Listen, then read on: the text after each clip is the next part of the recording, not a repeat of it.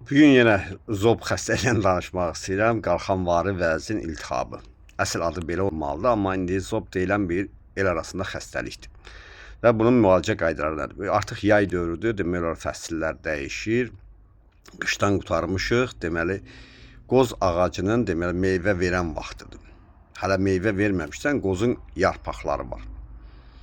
Mümkün qədər həmin yarpaqlardan biraz yarpağın özünü də yarpağın saplağı var. Saplağını da götürüb hələ meyvəsində. Meyvəsi də acıdır bu saat onun.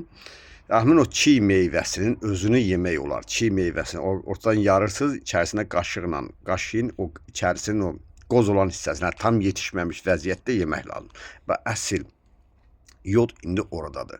Və ikinci, məsələn, qozun yarpağını götürüb o həmin dediyim o qozun o saplağını götürəndə və yaxud qozun yarpağının o saplağı var, hansı ki yarpaq onun üstündə inkişaf edir.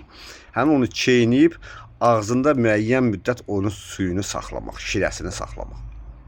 Təbii yod. Yəni bunun üçün nə aptek lazımdır, nə həkim lazımdır. Təbii yod qəbulu. Bax, qoz yetişməmişdən onun içərisini yemək lazımdır. Hələ indidən nəsə onun belə bir maye kimi də biraz bərkimiş forması olur.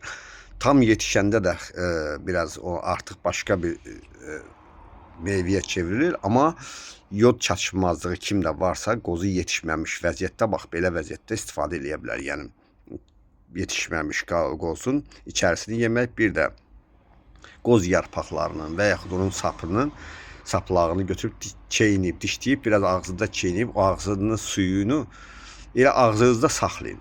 Heç udmaq da lazım deyil. Uda da bilərsiniz, amma daha çox yaxşı olar ki, onu ağzınızda saxlayın. Təbii yod qaynağıdır.